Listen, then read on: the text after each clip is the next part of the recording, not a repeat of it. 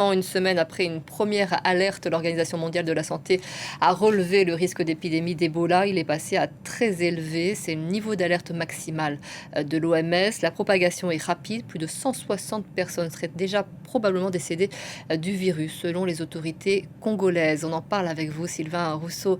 Bonjour. Bonjour. On le voit, la situation se tend. Oui, effectivement, on est à 177 morts très exactement et plus de 750 cas probables selon les derniers chiffres de l'OMS, donc qui passe donc son risque d'élevé à très élevé, même s'il n'y a que 85 cas confirmés, en comptant les 3 qui ont été annoncés en Ouganda et 7 décès. L'épidémie se propage évidemment rapidement du nord Kivu au sud Kivu.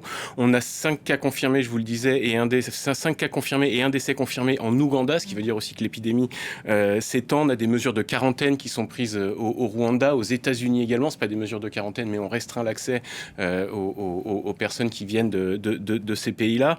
On sait que cette région, elle est difficilement accessible, coupée en deux par une ligne de front entre les forces armées congolaises et le groupe armé antigouvernemental M23. Les infrastructures routières sont quasiment inutilisables, les infrastructures sanitaires sont quasiment inexistantes, donc c'est très compliqué de prendre vraiment cette épidémie, de la contenir et bien sûr d'acheminer également de l'aide humanitaire. C'est aussi une région dans laquelle vous avez près d'1 million de déplacés qui s'entassent dans des camps, et comme la province d'Ituri dans laquelle c'est déclaré l'épidémie est une région minière, et bien il y a à cause de cette activité également d'importants mouvements de population, donc le risque de propagation est évidemment considérable. Vous avez un Américain rapatrié qui a été soigné, qui est en ce moment soigné en Allemagne, un autre contact à haut risque en République tchèque. On le voit, ça commence à y en avoir un petit peu partout.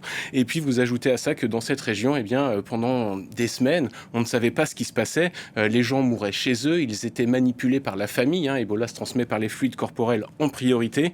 Et tout ça fait qu'il n'y avait aucune infrastructure pour les isoler, pour isoler les malades, pour isoler les morts. Et donc évidemment, c'est ce qui explique cette propagation exponentielle de l'épidémie, d'où le niveau d'alerte désormais très élevé déclenché par l'OMS. C'est vraiment le stade le plus haut. Oui, c'est vrai qu'on pourrait se demander pourquoi cette épidémie prend autant d'ampleur aussi rapidement, mais vous venez de donner une ébauche de réponse. On ne savait pas ce que c'était initialement. Oui, c'est ça. Alors on y est maintenant habitué quand on parle de virus. C'est une question de variant.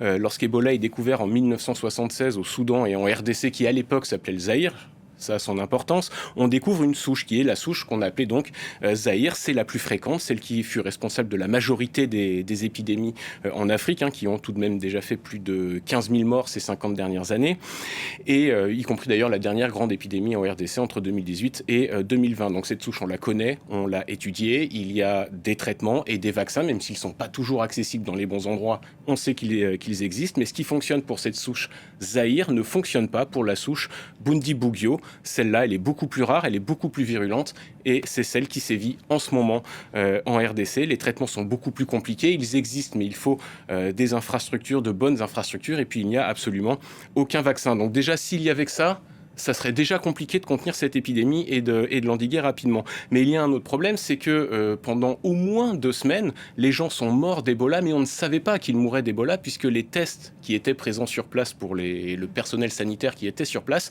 les tests étaient en fait faits pour détecter la souche Zaïre. Donc les gens sont morts, on ne savait pas qu'ils avaient Ebola. Il a fallu qu'une personne meure en Ouganda pour qu'on lui fasse les tests et qu'on détecte la présence de cette souche Bundibugyo, d'Ebola, et donc qu'il y avait une épidémie en cours en RDC. Et donc depuis, on essaye de courir après ce temps perdu pour endiguer l'épidémie. C'est aussi ça qui explique la différence entre le bilan officiel et le bilan présumé, puisque sur place, il n'y a pas forcément, les personnes décédées ne sont pas forcément testées, faute de tests tout simplement, d'où la différence de presque x10 entre les 85 cas confirmés et les 750 probables. Une situation en plus de ça aggravée par le désengagement sanitaire américain dans la région, plus généralement sur le continent. Donc c'est vrai que quand on restreint l'accès au territoire, on règle finalement le symptôme, mais pas forcément l'épidémie.